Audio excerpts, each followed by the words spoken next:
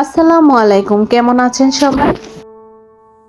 আশা করছি দেশ এবং দেশের বাইরে যে যেখান থেকে বসে আমার আজকের ভিডিওটি দেখছেন, আল্লাহর রহমতে সবাই সুস্থ আছেন, ভালো আছেন। আলহামদুলিল্লাহ, আমরাও ভালো আছি। নতুন আরও একটি ভিডিও দেখার আমন্ত্রণ জানাচ্ছি। আশা করছি আমার আজকের ভিডিওটি আপনাদের কাছে ভালো লাগবে। প্রতিদিনের মতোই সংসারের কাজকর্ম নিয়ে আপনাদের সাথে হাজির হয়ে গেলাম। আমরা মধ্যবিত্তরা কিন্তু চাইলেই সহজে কিছু চেঞ্জ করতে পারি না, চাইলেই সবকিছু পরিবর্তনও করতে পারি না। আমাদের কি করতে হয় জানেন? একটু পরিপাটি করে চলতে হয়, যেহেতু আমরা মধ্যবিত্ত। তারপরে হচ্ছে নিজেকে সুন্দর করে নিতে হয়। কিভাবে সুন্দর করা যায়? চেঞ্জ করব না, কিন্তু সুন্দর করব। তো যাই হোক, এই টেবিলের যে কাগজটা দেখছেন, এটা অনেকদিন যাবৎ বিছানো আছে। একঘেয়েমি দেখতে দেখতে এখন আর ভালো লাগছে না। কি করব? চেঞ্জ করব না? মোটেই না। আগে পুরনো একটা রানার ছিল, সেটা এটার মধ্যে দিয়ে একটু নতুনত্ব আনার চেষ্টা করব। আমার মনে হয় এতে করে ভালো লাগবে দেখতে। তো যাই হোক, এখন হচ্ছে একটু পরিষ্কার পরিচ্ছন্নতার কাজ চলতেছে। একটু ঝাপসা ঝাপসা হয়েছিল কাগজটা, সেটাই পরিষ্কার করছিলাম। আর এখানে আমার মহারানী আমার সাথে কাজে হেল্প করতেছে নাকি কি করতেছে বুঝতেছি না। তা কাগজটা একটু উল্টে নিয়েছি, আর এখন হচ্ছে রানারটা, মানে অনেক আগেরই ছিল রানারটা, পরিষ্কার করে ধুয়ে রেখে দিয়েছিলাম। তো এখন কিন্তু কাজে লাগতেছে। এখন কিন্তু একটু হলো নতুনত্ব লাগছে, বাট ভালোও লাগছে। একটু ভিন্নতা এসেছে, যতটুকুই হোক। আমাদের মধ্যবিত্তদের এভাবেই চলতে হয়, এটাই নিয়ম। একটা জিনিসকে আমরা বিভিন্নভাবে চাইলে অনেকভাবে গুছাতে পারি। একঘেয়েমি দেখতে দেখতে আমার মনে হয় আমি বোর হয়ে গিয়েছিলাম। যাই হোক, আমার কাছে এখন ভীষণ ভালো লাগতেছে। সাদা কাগজের মধ্যে একটা রঙিন কিছু এসেছে, যার কারণে খুবই ভালো লাগতেছে। আর এই জায়গাটা একদমই ফাঁকা, ডাইনিং টেবিলের সাথে চিন্তা করেছি এখানে হাতে কিছু বানিয়ে লাগিয়ে দেব, কিছু ওয়ালমেট বানানোর চিন্তা আছে। তো একটু ঘুরিয়ে ঘুরিয়ে দেখাচ্ছি, কারণ আমার কাছে যে জিনিসটা ভালো লাগে সেটা একটু বেশিই দেখাই। আমার মহারানীকে ওই যে বললাম, বরাবরই হয় নেল পালিশ না হয় লিপস্টিক দিয়েই আমাকে কাজে নামতে হয়। একটা নেল পালিশ দিয়ে দিয়েছি, সে হচ্ছে গোমরা হয়ে বসে আছে, এটা কেন খুলে দিচ্ছি না। যাই হোক, আমি হচ্ছে এখানে আজকে সুজির রসবড়া পিঠা বানাবো। আমি যেভাবে বানাই, 4টা ডিম দিয়ে কিন্তু এতগুলা কখনই হবে না। জাস্ট একটু ফোমি করে নিলে, যদি কাঁটা চামচ থাকুক বা মেশিন থাকুক, মানে ওগুলো দিয়ে একটু ফোমি করে নিলে 4টা ডিমের মধ্যে অনেকগুলো সুজি দেওয়া যায়। এতে করে হচ্ছে অনেকগুলো পিঠা হয়। আর না হয়তো 6টা 7টা 8টা ডিম দিলেও কিন্তু এতগুলো পিঠা হওয়া সম্ভব না।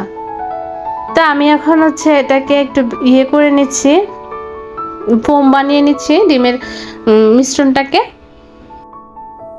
আমার মেয়ে হচ্ছে বারবার এখানে হাত দেওয়ার চেষ্টা করতেছে। যাই হোক, তো এই পিঠাটা কিন্তু আমার হাজবেন্ড, তারপরে হচ্ছে আমার বাচ্চারা এবং আমার ভীষণ পছন্দ। আমার হাজবেন্ড যখন হচ্ছে বাংলাদেশে ছিল, তখন মানে বেশি বেশি বানানো হতো, কারণ উনি ভীষণ পছন্দ করে। এটা গরম বা শীত যে কোনো সিজনে খেতে ভালো লাগে আর কি।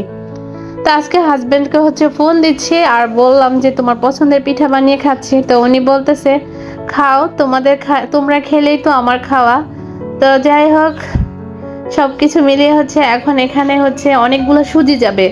নয়তো অল্প একটু সুজি গেলেই কিন্তু মানে ডিমটা মনে হতো যেন একদম হয়ে শুকিয়ে গেছে, এরকম লাগতো। তো এটার ফোম নষ্ট হলেও কিন্তু কোনো সমস্যা নাই, কারণ এটা দিয়ে কিন্তু আমি কেক বানাবো না, জাস্ট হচ্ছে পিঠা বানাবো। যত ভালো করে পারেন মিশিয়ে নেবেন। আর ফোম নষ্ট হলে একদমই সমস্যা নাই। আর অনেকগুলো সুজি কিন্তু মিশানো গিয়েছে, আর অনেকগুলো পিঠা হয়েছে। এমনি সময় আমি বানাইতাম মানে হাতে হচ্ছে করে, তো দেখতাম কি 4টা ডিমে হতো না আর কি, অনেকগুলো ডিম লাগতো। তেলটা মোটামুটি ভালোই গরম হয়ে গিয়েছে, যার কারণে হচ্ছে দেওয়ার সাথে সাথে একদম ফুলে উঠেছে। তো চুলার আঁচ কিন্তু আমি একদম কমিয়ে দিয়েছি, নয়তো হচ্ছে উপরে হবে কিন্তু ভিতরে কাঁচা থেকে যাবে। আর এইভাবে বানালে, একটু ফোমি করে বানালে এই পিঠাটা মানে লং টাইম বলতে কি, আপনি একদমই মনে হয় এটা শক্ত হওয়ার কোনো চান্স নাই।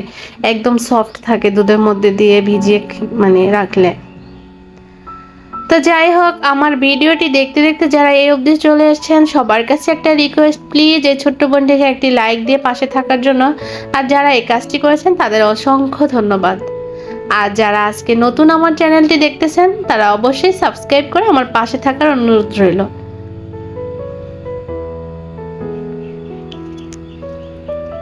তো এভাবেই হচ্ছে আমি সবগুলা পিঠা বানিয়ে নিচ্ছি। আর একটা মজার ব্যাপার একটু শেয়ার করি। কাল একদিন আগে হচ্ছে আমি একটা ভিডিও দিয়েছিলাম আমাদের স্পাম কমেন্টকারীদের নিয়ে কিছু কথা। ওমা, আমি দেখি যে ওই ভিডিওর কমেন্ট সেকশনে অগণিত স্পাম কমেন্ট। কি বলবো, আর এগুলো বললেও নিজের কাছে লজ্জা লাগে। যাই হোক, আপুরা কেন মানে ভিডিও কি দেখছে না দেখে না আমি জানি না, মনে হয় না দেখেই ভিডিওতে কমেন্টস করেছে। মানে এটা নিয়েই কথা, অথচ সেই ভিডিওতেই বেশি বেশি মানে স্পাম কমেন্ট করছে আপুরা। মনে হয় ইচ্ছা করে করেছে বা জিদ করে করেছে। তো করো, কি আর করবো, কিছুই করার নাই। যারা মানে এরকম করবে আমি তাদের চ্যানেলে যাব না। সব আপুরাই তো বলে, এখন আমিও একটু কঠিন করে বললাম। হয়তো আমি না গেলে তাদের কিচ্ছু যাবে আসবে না, বা তারা না আসলে আমার কিচ্ছু যাবে আসবে না। যারা দেখবে সততা নিয়েই দেখবে। আর পিঠাগুলো কিন্তু মাশাল্লাহ প্রথম দিকে যদিও একটু সুন্দর হয় না, পরের গুলা কিন্তু একদম গোল গোল হয়েছে। মনে হচ্ছে যেন এক ডালা রসগোল্লা এনে রাখা হয়েছে, একদম গোল গোল, অনেক সুন্দর। আর এত সুন্দর সফট হয়েছে, আপনাদেরকে আমি কেটে দেখাবো এক্ষুনি। আর খেতেও কিন্তু দারুণ মজা হয়েছে। আপনারা চাইলে এভাবে ট্রাই করতে পারেন। দেখতে দেখতে ভিডিওর একদম শেষ প্রান্তে চলে এসেছি। আগামী ভিডিও দেখার আমন্ত্রণ জানিয়ে আমার ভিডিওটি এখানেই শেষ করব। সে পর্যন্ত সবাই সুস্থ থাকবেন, ভালো থাকবেন, নিরাপদে থাকবেন, নিজেদের খেয়াল রাখবেন। এই শীতে নিজেদের বেশি বেশি যত্ন নেবেন। আল্লাহ হাফেজ। আসসালামু আলাইকুম।